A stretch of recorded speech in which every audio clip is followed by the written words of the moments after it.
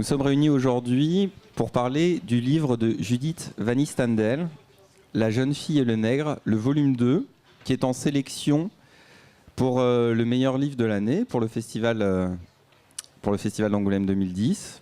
C'est un livre qui conte l'histoire d'amour d'une Belge et d'un jeune Togolais sans papier dans le Bruxelles d'aujourd'hui, et les difficultés à vivre cet amour et les regards que peuvent porter les gens sur cette situation qui est difficile socialement. Donc, bonjour Judith. Bonjour.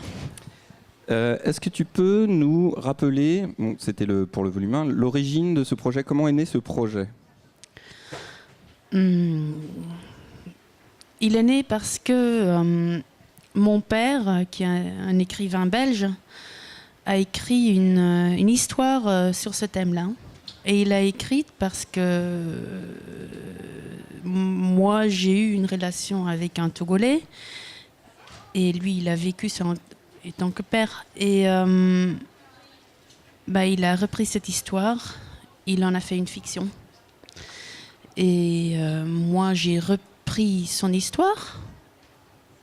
Et j'en ai refait une autre histoire. Et donc ça, c'était le premier volume. Et aujourd'hui, donc là, le livre qui est en compétition, c'est le second volume. Oui. Est-ce que tu peux nous expliquer un peu comment il s'articule par rapport à ce premier volume? En fait, le premier volume, c'est l'histoire du père. Et le second volume, c'est l'histoire de la fille qui tombe amoureuse du garçon. Et donc, c'est un autre point de vue, c'est différent. En quoi qu'est-ce que tu as voulu ajouter avec ce volume 2 sur la vision du tome 1 en fait? Qu'est-ce qui t'importait vraiment? Le père, il ne peut pas raconter des choses intimes sur l'histoire amoureuse de sa fille et de ce garçon-là. Donc, ce que j'ai voulu ajouter, c'est les sentiments des amoureux et comment on vit une relation dans une situation quand même pas trop facile.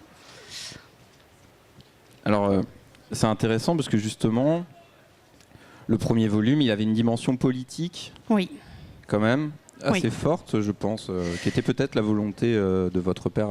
Oui, il est plutôt politiquement engagé. Moi, je le suis pas du tout, en fait. Et donc, l'histoire, elle est différente.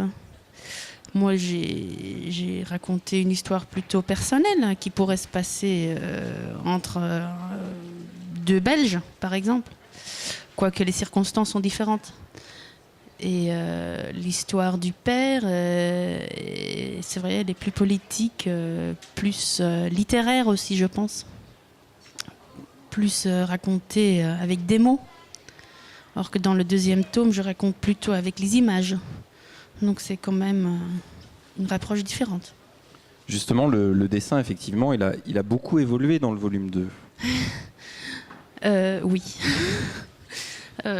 C'est parce que je n'aimais pas comment je dessinais. Bon, je n'aime jamais comment je dessine, donc j'essaye toujours de changer ça.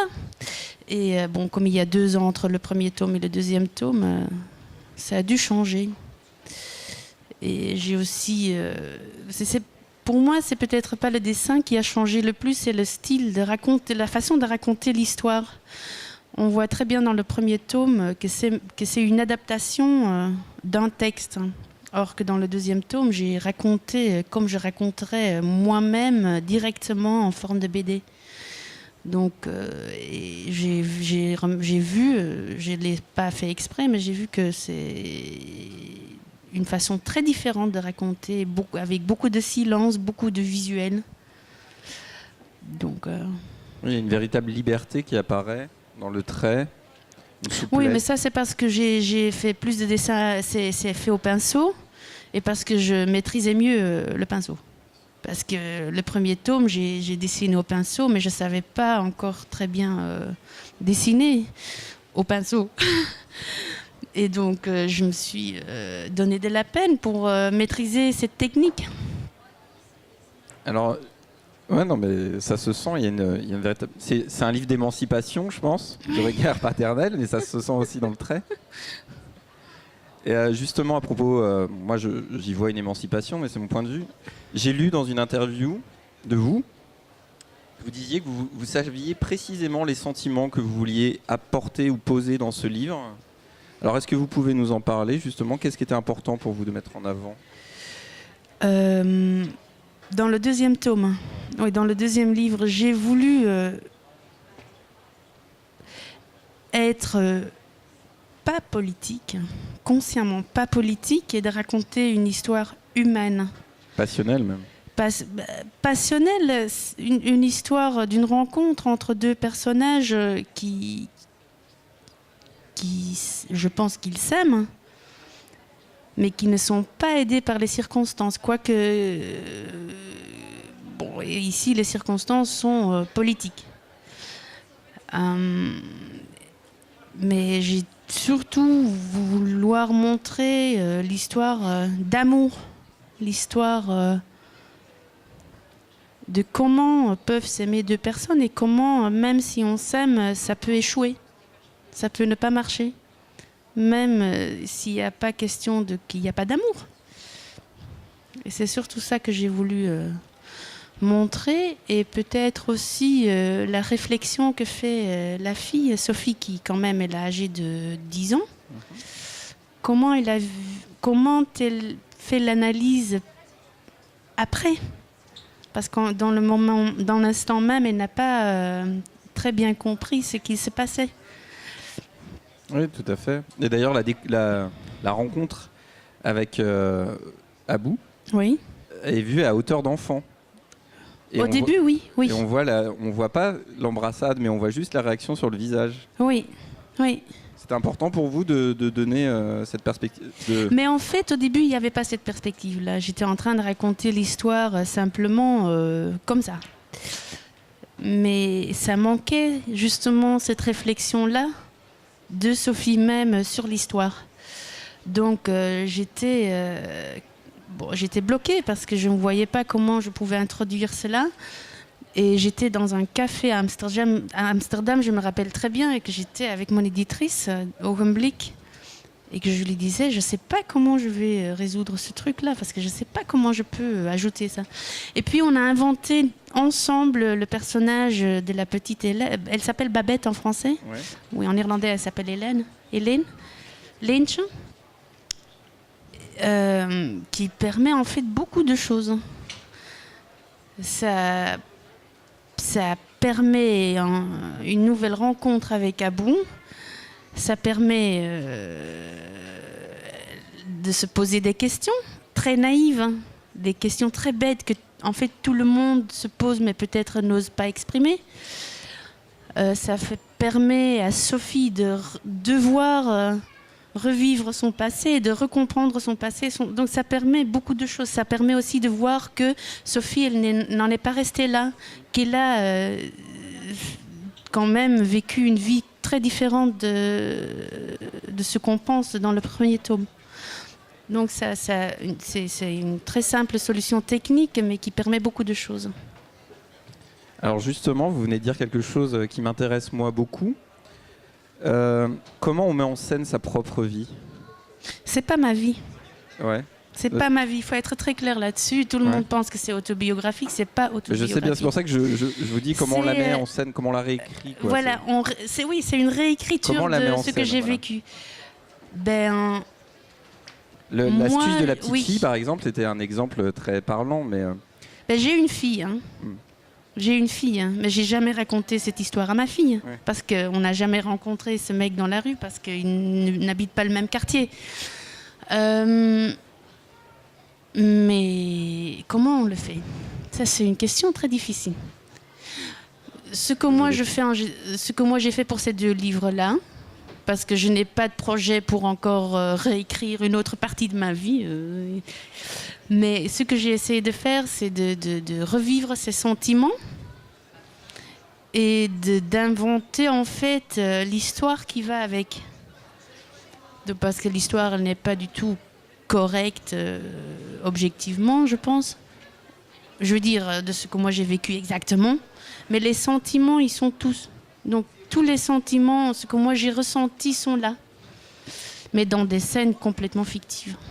Donc je commence avec le sentiment que je veux exprimer et j'invente un dialogue ou un setting ou un décor ou des personnages qui vont avec, qui m'aident à exprimer cela.